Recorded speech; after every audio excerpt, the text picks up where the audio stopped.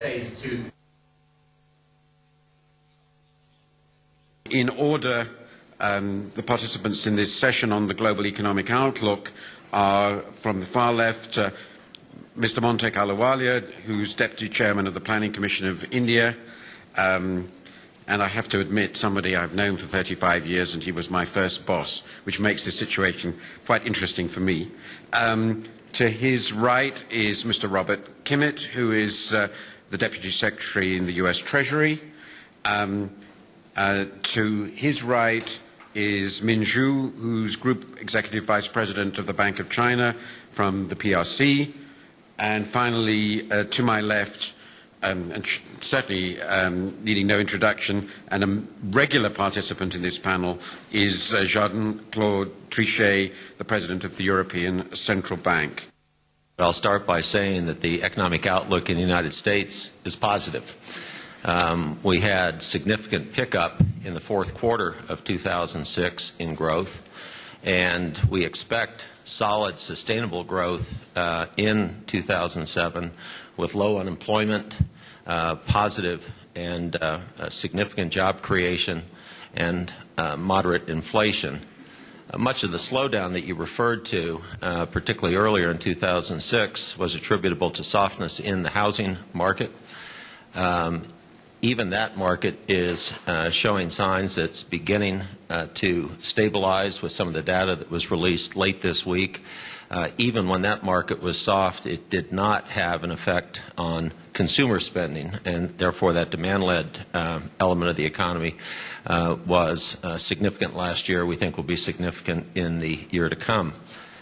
I think on the second question, the world economy really rests on the fundamentals of free trade, flexible exchange rates, and the free flow of capital across borders. And addressing global imbalances is a common responsibility of the major economies, including those represented on this panel. We had a very good last year, and we are likely to be close to potential as regards the present year, which is probably around 2%, a little bit more than 2%. That is probably our potential. I'm referring not to especially our own analysis, but to the global consensus of institutions and economists. I have to say that when I look backward since the setting up of the euro, I am impressed by something which has been perhaps underestimated by observers in general, perhaps including by you, Martin, namely that we have been creating jobs much more than is suspected. We have been creating more than 12 million jobs since the setting up of the euro, the 1st January 1999, which is much more, obviously, than what we had been doing in the same area during the 8 years before, and which compares favorably to the number of jobs created in the US itself.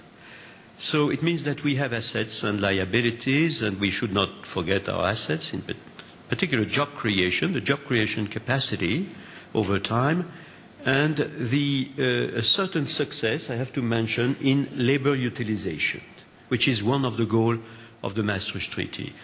The area where we have to work a lot, obviously, is the productivity progresses that we are doing year after year in terms of output per hour worked. And there, I have to say that we are much lower than the US. So we are better than expected and better than is known. We've enjoyed a pretty good run in terms of growth, at least by our own past standards. It's sort of an average.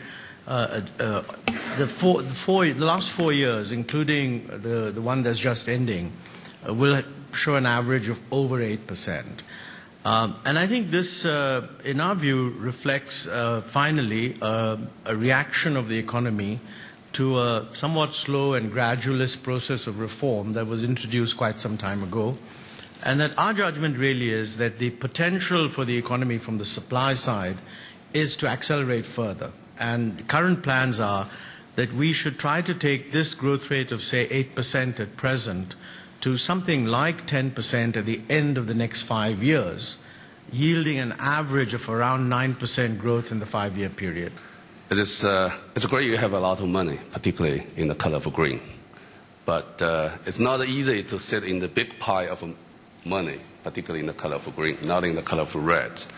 And it's created, I agree with you, created a lot of issues. One issue is everybody concerned about the dollar will be depreciated. But thanks, Bob, I gained a lot of confidence from your speech. And another issue is really rule out Chinese monetary policy because we have a surrounding system. Every dollar getting, you have to issue 8 RMBs. So there's roughly 10 trillion over liquidity RMBs in the system. This is very difficult for us. So obviously, I agree with you, rebalancing is a good thing. The government noted that take a lot of approaches. And so we, for example, we cutting all the tax rebates for the exports. We're cutting down the tariff for the imports. We raised the tax base for everybody, so encourage the consumption. And we will further reduce the government expenditure on the investments and further increase the government expenditure on health, education, and a few other things. The whole idea is to reduce the incentive and more reduce the exact money go to the investment side and encourage more consumption domestically. I think what is of concern is the long term, because we, like other major economies, need to address the challenge of an aging population and other changes that have taken place, certainly since various social security systems were established. In the U.S., that means we need to come to grips sooner rather than later with entitlement reform, Social Security, Medicare, Medicaid.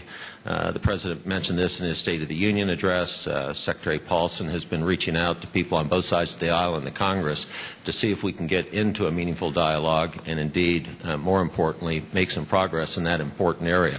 As regards the major global risks, and I would say we are ourselves a major partner at a global level, and we are coupling ourselves even more. I mean, it's very impressive to see that intra-trade in Europe is now, and in the euro area in particular, is going fast, but that extra-euro area trade is going even faster. We are not a fortress, we are open. And I would say very much the first danger would be not to succeed in the present round of trade negotiation. I think it's a very, very big risk, and I would call, of course, for the success of this negotiation as part of an overall picture for a better world. Nothing would be more conducive to the perception that the world economy, globalization, even the stability of the financial system, etc., is all well positioned. Nothing would be better than an indication that the impasse that everybody is talking about, and I imagine some people may be talking about in this very Congress Center at this point or shortly, very soon now, that this is somehow overcome. So I think that's extremely important. We do worry about price risks and supply risks on the energy side. I mean, it was only very recently that knowledgeable journalists were quite happily asking questions like what will happen if oil reaches $100 a barrel.